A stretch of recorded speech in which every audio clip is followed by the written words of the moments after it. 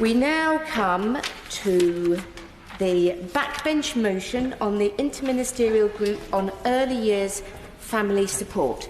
Andrea Leadsom to move. Thank you, Madam Deputy Speaker. I beg to move the motion in my name on the order paper.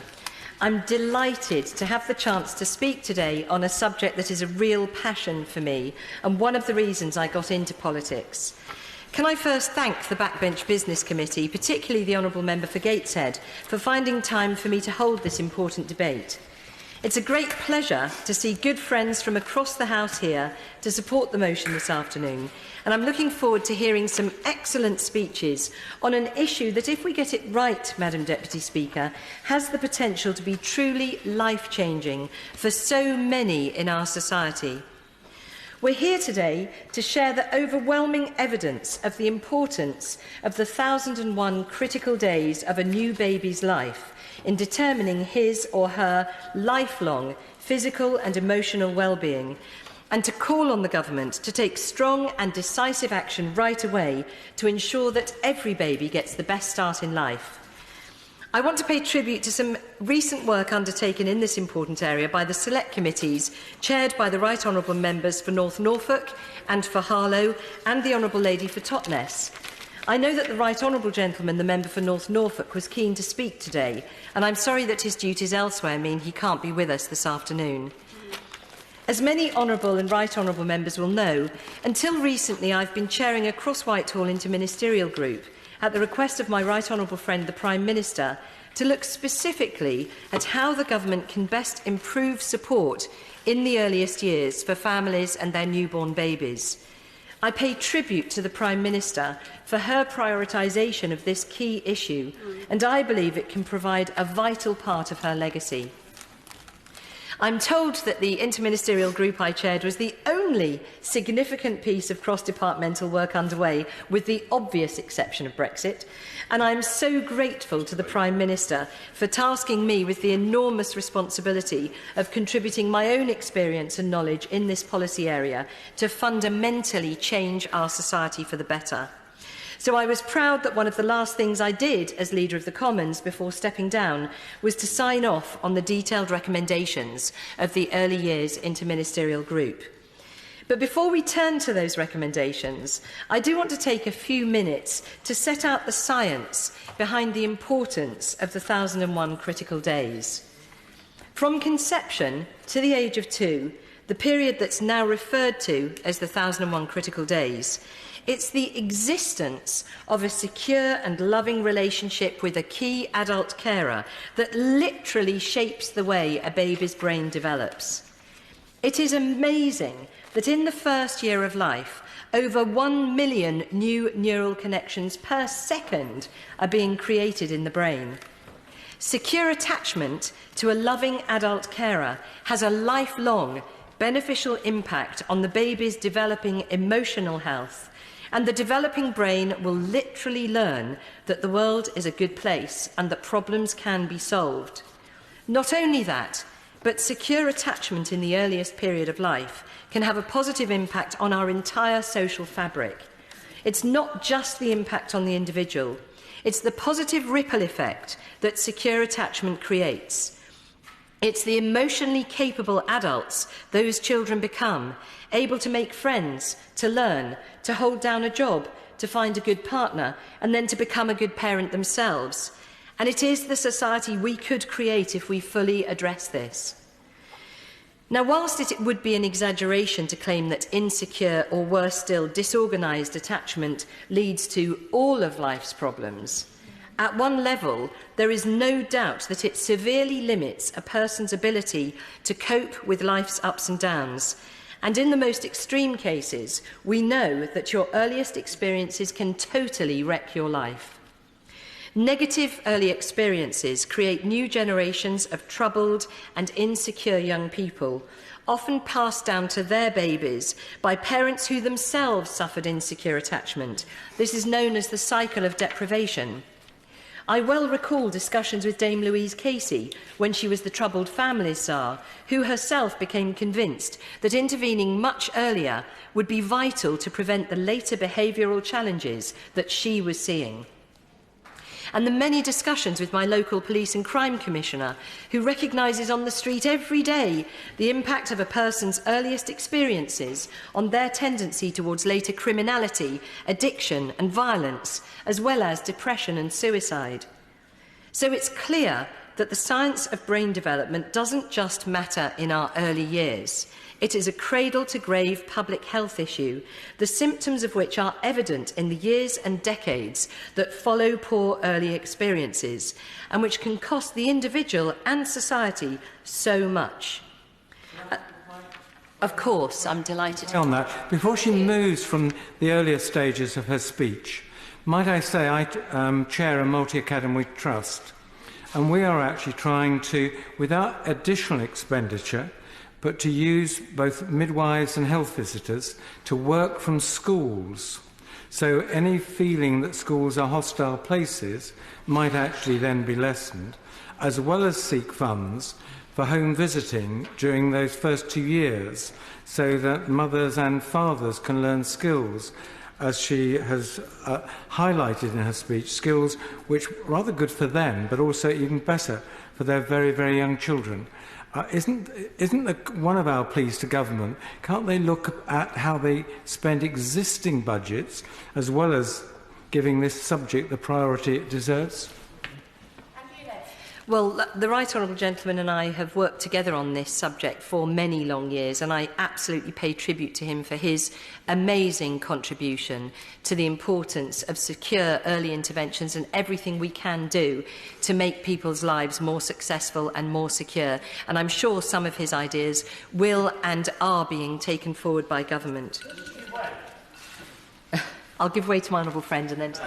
Can I congratulate her on securing this debate and also on the work she has done. Can I, one initiative I would put forward to her and perhaps for the government to consider is the initiative we've started in North Lincolnshire, which is the Imagination Library Initiative. So every child from birth is signed up for a free monthly book gifting scheme, so that parents and carers are reading from a very early age with their children. Health workers, health visitors, the maternity units in our local hospitals, when you register your child's birth, you are automatically enrolled in this incredible scheme funded by North Lincolnshire Council, with over 95% of children in the North Lincolnshire part of my constituency now signed up to this. It's having a really, really impressive impact and following through to our literacy rates in school. And this is something that the government could look at expanding elsewhere in the country. Well, my honourable friend is absolutely right. One of the so-called 5 to Thrive is actually taking part in the kind of the cuddling up to your baby and reading with them and looking at pictures with them. That sort of engagement that is developing the early brain of the infant is absolutely vital, and I pay tribute to him for his work there. I thank her for giving way, and can I also congratulate her for this very, very important debate, which is so it is so vital to get this right. She mentioned the Troubled Families programme earlier. Does she agree with me? Because in Bath and North East Somerset, my constituency, it was a very, very successful project, but I understand that the funding is not secured. Does she agree with me that really where this has been a very important part of local authority interventions, that this should continue and funding for it should be made available by the government?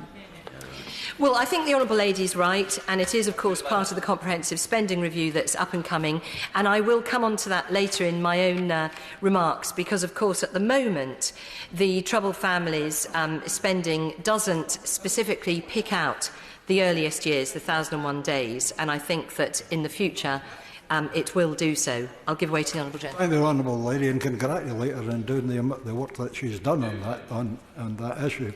And I don't want to be negative or political, but one of the things that strikes me in my experience is if we take troubled families, very often if they have an additional child, it doesn't exactly help that additional child to develop in the way that we would want it for a variety of reasons. It could be economic, it could be lack of another parent. Has she looked at that? And if so, has she got any solutions to it? Well, the honourable gentleman is tempting me to launch off in a completely different direction, which, I mean, he's exactly right that all too often troubled families who have further children go on to have further problems, but the whole point about early intervention is it can turn around the outcomes for all of their children, not just for the new one, but for all of the family, and it's absolutely vital. And I will make some progress now, Mr Deputy Speaker. The costs to society in our early years for insecure attachment, and not only in terms of human happiness, but also in the financial cost to individuals, families and the public purse.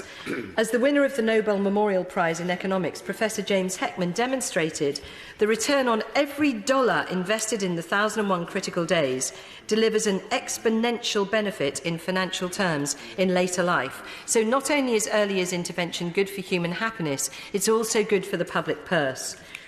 And it's in the 1001 Critical Days that there are two profound areas of impact on the fetus and then the infant. The first is the level of stress hormone, cortisol, that is present, and the second is the extent of development of the prefrontal cortex that the infant achieves. Now, we know that a pregnant mother who suffers from stress produces more cortisol, the hormone that is easily transmitted via the placenta to the unborn child. The more stressed the mother, the more frequently the fetus is exposed to higher levels of cortisol.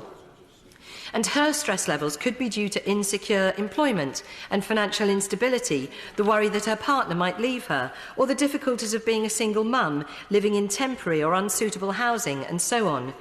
Now, we know that exposure to high levels of cortisol can lead to modifications in gene expressions whilst the fetus's brain is still developing. So even in the womb, the potential for lifelong emotional and physical health is being determined. We also know that maternal stress can lead to low birth weight, and this can lead to all sorts of later complications, including diabetes, obesity and congenital heart disease. Once he or she is born, a baby left endlessly to cry him or herself to sleep, or a baby who is neglected or abused, will themselves experience higher cortisol levels, which can, over time, lead to a lifelong higher tolerance to stress and an increased likelihood that that individual will be attracted to high-risk behaviour, such as drug abuse, violence, criminality, and so on. We also know about the critical role the prefrontal cortex plays in developing the social and empathetic capacity of human beings. At birth, the prefrontal cortex is hardly there at all, with the greatest growth spurt happening between 6 and 18 months, largely stimulated by the attention of a loving adult carer. Games like peekaboo, gazing into the baby's eyes, smiling and mimicking them and saying, "I love you, aren't you gorgeous?" That's not you, Mr Deputy Speaker. Well, it is. Oh, I'm sorry. It is. I take it back. That was mean. Yeah, that was mean. I'm sorry, Mr Deputy Speaker. You are gorgeous. All of this. It's just you're not in my arms. Take it away again. You know, all of this in those 1001 critical days acts to jump-start the growth of the prefrontal cortex and the development of that vital human empathic capability. However, if mum or dad is depressed, or if the baby suffers adverse childhood experiences, such as witnessing domestic violence or sexual abuse or substance misuse, then these challenges can have a significantly damaging effect on the development of the prefrontal cortex and on the baby's ability to regulate their own emotions. And that, extraordinarily, can affect the ability in later years to cope with life's challenges and opportunities, to form strong relationships, and even to hold down a job. At the extreme end, the impact will be disastrous for that baby's own future life and therefore for society at large. So love, a secure early bond, is what we want for all babies, but it's far from what's happening today. I'll give way. Extremely grateful for the Right Honourable Member for giving way, and she's giving a powerful speech on the power of why early intervention is so important. Does she agree with me that one of the things that I regret the most of the last few years is the demise of children's centres and their ability to reach out into families and help educate parents about all the positive things that she is talking about in her speech, and that actually saving money in the long term could well mean a small investment up front in these families, and children's centres could be a very easy way of achieving that. Well, of course, at one level, the Honourable Lady is right that having a place, a safe place for families to meet and to receive particular interventions is very important, but it's not the whole picture, and I do want to come on and expand on that in my remarks. So let's look briefly at some of the facts we know. First, 67% of the UK population has had at least one adverse childhood experience. 1 in 8 people have had 4 or more. Second, for those 1 in 8, this predicts certain risks, such as 3 times greater risk of lung disease through smoking, 11 times greater likelihood of intravenous drug use, 14 times the number of suicide attempts, and 4.5 times greater chance of developing depression. Third, we know that people with 6 or more adverse childhood experiences can die as much as 20 years earlier than those who had none. Fourth, where domestic violence is present in the home, there is an increased risk of child maltreatment. In one study, families where domestic violence takes place were shown to be 23 times more likely to abuse their under 5-year-olds than families without. And research shows that around 30% of domestic violence begins during pregnancy. Fifth, it's understood that conduct disorder in young children leads to adult antisocial personality disorder in about 50% of cases, and it's associated with a wide range of adverse long-term outcomes, particularly criminality. And of course, we are all aware every day of growing levels of mental ill health in young people, as well as the self-harming and eating disorders that are blighting far too many young lives. So it's pretty obvious to all those with a passion for the earliest years why this matters, not just to the individual, but to society as a whole. Because for all the good that a free education can do, for all the good of quitting smoking, for all the benefits of rehabilitation programmes, we will never truly turn society around and break the cycle of deprivation until we prevent those acute problems that begin in the 1001 critical days. Now, to give a health warning to all of this, I'm in no way suggesting that insecure attachment always leads to disastrous outcomes. It is possible for a baby who is insecurely attached in infancy to grow up to lead a perfectly normal and happy life. But there is also significant evidence that a troubled early life makes it so very much harder. On that point, does my right honourable friend agree with me that there is evidence shows a small window in early adolescence when much that has been done to a child can possibly be put right? And does she agree with me that we need to focus on these times when a brain is most plastic? Yes, well, of course, my honourable friend is quite right. It is possible to turn around these outcomes, but the ideal time to do it is during that first critical 1001 days, when the baby's brain is still developing. And whilst we will always seek to turn things around later on if necessary, the best chance is during the 1001 critical days. So it is possible for a baby who was insecurely attached in infancy, as my honourable friend says, to grow up to lead a perfectly normal and happy life. But there is also significant evidence that a troubled early life makes it so very much harder. And sadly, disorganised attachment, where the person you turn to for love and support is also the person who sometimes abuses or neglects you, and in some cases terrifies you, can lead to the worst sorts of outcomes in later life, including socio-pathological behaviour and a later cycle of abuse. In short, those who go on to become abusers in 20 years' time are all too often the vulnerable babies who are themselves being abused today. I will give way. Thank the honourable member for giving way. She's obviously making a very powerful point, and we all appreciate her bringing it in front of the House. But the point she's making, it all sort of stems to this cycle that we need to break. And does she agree with me that what we had with the Sure Start centres and the children's centres was so important in terms of enabling a change of behaviour, breaking out of those cycles? Well, the Honourable Gentleman is absolutely right. It is a cycle of deprivation, and I will go on to talk about that. But again, I would say to him, as I did to the Honourable Lady, that Sure Start centres are a vital part, having a place, a safe place. But actually, in the work I want to go on to talk about, it's about much more than that. That's just one of many services. Just help a little. The opening speech on the backbench debate is meant to be 15 minutes. We're now 20. What I'm worried about is, of course, it's a very important debate, and I'm going to allow some time, but just bear in mind that we do have these time limits that we try to work to, but I think it's too important to curtail it at this stage. Andrea Leadsom. I'm grateful to you, Mr Deputy Speaker. So, in short, those who go on to become abusers in 20 years' time are all too often the vulnerable babies who are themselves being abused today. So the question that really matters is, how do we even start to tackle this? Well, having had my own brief experience of postnatal depression, I can certainly attest to how difficult it can be to cope as a new parent.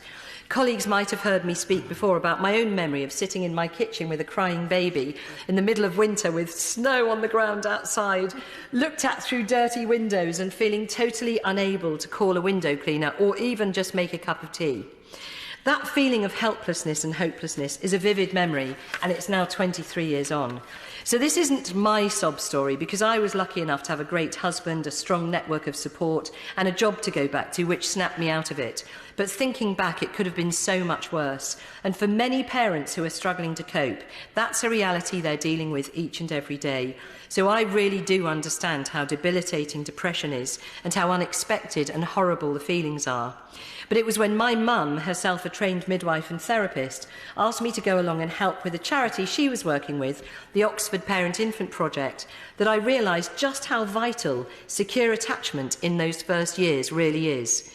So after 10 years as chairman and a trustee of OxPIP, I went on to set up NorPIP in Northamptonshire, which my honourable friend was dragged into, not kicking and screaming, she was delighted. And then PIP UK, the fabulous national charity that is setting up PIPs around the country to provide specialised parent-infant relationship support, including parent-infant psychotherapy, to families and their babies. Its aims are not only to address the immediate problems in the relationship between the baby and its parent, but also to support a more positive and secure attachment for the long term. So, Mr Deputy Speaker, I brought this passion for early years with me to Westminster when I was elected in 2010, and I have since met so many brilliant people in the world of infant and maternal mental health, some of whom are here in the chamber today, and many more who are following our proceedings on TV. So many people have generously given their time and expertise, and with support from colleagues across every political party currently represented in Parliament, I launched the 1001 Critical Days Manifesto in 2011, which called for a rethink of how we approach early years intervention at a policy level. And I do want to particularly recognise the early commitment of the Right Honourable Member for North Norfolk, the Right Honourable Member for Birkenhead and the Honourable Member for Brighton Pavilion in getting this work off the ground. I also want to pay special tribute to the Honourable Member for Manchester Central for her dedication to the 1001 Critical Days. She and I promised each other years ago that we would remain committed to achieving real and long-lasting positive change in this, and I'm delighted that she's here today. We can definitely achieve much through cross-party collaboration for the greater good, and this work is the perfect example of it. The 1001 Critical Days has received the support of over 100 different organisations, including the NSPCC, Barnardo's, Best Beginnings, the Royal College of Midwives, the Royal College of GPs, the Royal College of Obstetricians and Gynaecologists, and so on. Too many esteemed charities, royal colleges and foundations for me to list here. And I also had the pleasure of working closely with Dame Tassa Jowell on her interest in bringing early years support into the UNICEF Millennium Development Goals.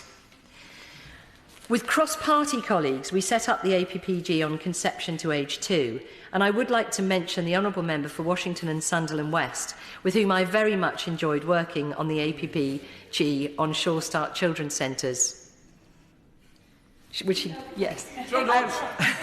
I'm very grateful to the Honourable Lady for giving way. I just wanted to commend her on her work on OxPIP and UK PIP that she mentioned a moment or so ago, with regard to a visit that I did there to see the work for myself, and it really was quite outstanding what can be achieved. So I just wanted to commend her for that, and I thank her for mentioning a number of us, as she's done very generously. Thank you. Well, I'm grateful to the Honourable Lady. It has been a great experience. And I can say, Mr Deputy Speaker, when I became City Minister, I was so sorry to learn I would have to drop all trusteeships and APPGs overnight, so I cannot thank my honourable friend for East Worthing and Shoreham enough, whom I've known for many years since we were at university together, for picking up the ball and continuing to drive these important issues forward to this day with his amazing dedication, focus and care.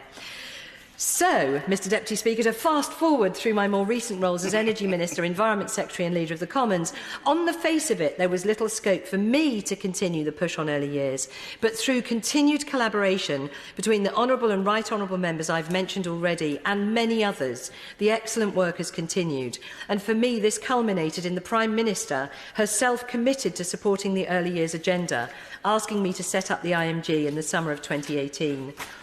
The IMG itself was comprised of my honourable friends, the members for Louth and Horncastle, North Swindon, Richmond, Stratford-on-Avon and Thurrock, and I pay real tribute to all of them for their hard work on the group, as well as to the dedicated civil servants who supported us. Our remit was to consider the individual, the family and the wider societal risk factors that affect child development in the conception to age 2 period and the long-term impacts of these, as well as the issues with central and local government's approach. The Prime Minister had asked the IMG to make recommendations to the relevant Secretaries of State that would support local areas in improving the coordination of early years services and in spending their current funding more effectively and more efficiently. And I'm so grateful to the Prime Minister for her continued support for and interest in the IMG, which my ministerial colleagues and I felt demonstrated the high priority being placed on that work. I was delighted to be told that the Cabinet Secretary, Sir Mark Sedwill, has already prepared a cross-Whitehall civil service team to take our recommendations forward once signed off by the various departments. We met as a ministerial group several times and undertook a great many visits to learn from examples of best practice right around the country, including at Manchester Children's Centres, the Lambeth Early Action Partnership, to a parent-baby dropping group in Peterborough and an outreach group in Devon. We held round tables with charities and families, including parents within the civil service. We had consultations on Mumsnet and spoke to so many passionate and dedicated people working within the sector who want to make a clear difference for parents and babies. It was a wonderful and thoroughly rewarding experience. And out of these visits, meetings and consultations, we quickly began to identify a number of common issues that clearly need attention. First and foremost is the postcode lottery across the country of the availability of perinatal mental health and specialised parent-infant relationship support, particularly around parent-infant psychotherapy services. In some areas, the provision is fantastic, but in others, it's almost entirely non-existent. We heard from parents and professionals wanting health visitors to provide greater levels of support to new parents and their babies, particularly where parents are struggling to form a secure bond, with better levels of breastfeeding support and postpartum care. We also had detailed evidence of the need for greater support for dads and greater support for same-sex parents, better availability for couple counselling and for targeted services for new parents, such as debt and housing advice. And a particular issue we identified was the need for greater support for non-English speaking parents. The incredible work of children's centres was highlighted everywhere we visited, and there's no doubt that parents and professionals want to see family-centred spaces such as these protected. There is a great amount of need out there, and it's clear that we have the opportunity to bring about a huge step change in the way we deliver early years family support right across the country if we seize upon the recommendations of the Inter Ministerial Group. So, what do we recommend? First, and most importantly, getting the 1001 Critical Days right can put children on course for good social, economic and physical outcomes later in life. Getting it wrong creates inequalities and creates significant costs later for government and for society. Secondly, better focus on both universal and targeted services needs to be a priority in this period. Some key recommendations, I won't go into all of them because Mr Deputy Speaker's looking impatient. Some key recommendations were firstly, using the wealth of research and evidence taken by the IMG, departments should work together to create a clear and cohesive government vision for the 1001 Critical Days. This should be published in the autumn after the spending review, and local authorities should be invited to set out their own service models that work for their local communities, and they should be properly measured on it. Give way to the Honourable Lady.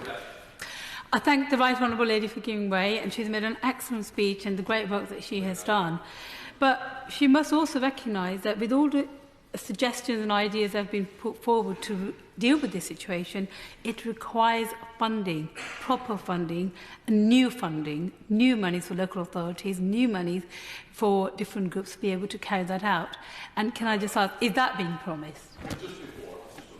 It's not myself that's impatient, far from it. I've got time on our hands. Unfortunately, I didn't make the convention of the House, and as a former leader of the House, you'll be well aware that 15 minutes is the opening speech and 10 minutes for ministers. So far from my impatience, I didn't make the rules. All I'm trying to be is very arbitrary in ensuring that you've got the time on a very important subject that matters to us all. Well, I'm very grateful for your advice, Mr Deputy Speaker, and I absolutely do understand that, and I know that you yourself are very sympathetic, and I will hurry up. Secondly, departments should work together to develop a spending review proposal for a fund that would support local authorities in rolling out best practice and innovation in the delivery of the 1001 Critical Days services. Thirdly, departments should work together to ensure that the successor to the Troubled Families programme has a specific focus on the 1001 Critical Days. And there were many other recommendations set out by the IMG. These included investing in maternal and paternal perinatal mental health and ensuring there is support available to address issues in parent-infant relationships. We recommended that the NHS expand access to evidence-based parent-infant psychotherapeutic services within specialist service provision. We also felt that the creation of a website to support parents to make informed choices and decisions at key points in their parental journey, including the information people need about parental leave, childcare support, family-friendly policies and the 1001 Critical Days. Given that breastfeeding boosts a baby's ability to fight illness and infection and supports emotional bonding in the early months of life, and given that the UK has one of the lowest rates of breastfeeding in Europe, we also recommended that further action must be taken to continue to focus on reforms that enable and support breastfeeding in England, including the recommendations of the Becoming Breastfeeding Friendly Review. There were many other recommendations made by the IMG, and I do hope to see these picked up by the government as soon as possible. One that I myself made very strongly is that there should be a specific ministerial responsibility for the 1001 Critical Days. Now, as you may know, Mr Deputy Speaker, I've raised the work of the IMG with my right honourable friend during PMQs earlier this month, and I've tabled several written parliamentary questions to ask what progress has been made on addressing the IMG's recommendations. I truly believe we're on the threshold of something very exciting for our country, a real opportunity to deliver long-lasting and positive change in our early years family support policy that would make a huge difference for individuals and to society as a whole. So I call on the Minister, my honourable friend on the front bench, to commit to the government reporting back before the House returns from summer recess, and would ask him to make a statement from the floor of the House as soon as possible after we return on his response, so that we may debate it further. Thank you, Mr Deputy Speaker. The question is, as on the order paper, Lucy Powell. Thank you very much, Mr Deputy Speaker. And I, for one, am pleased that you allowed the honourable member the time that she needed to give us such an excellent and outstanding speech as to why the 1001 Critical Days are so important.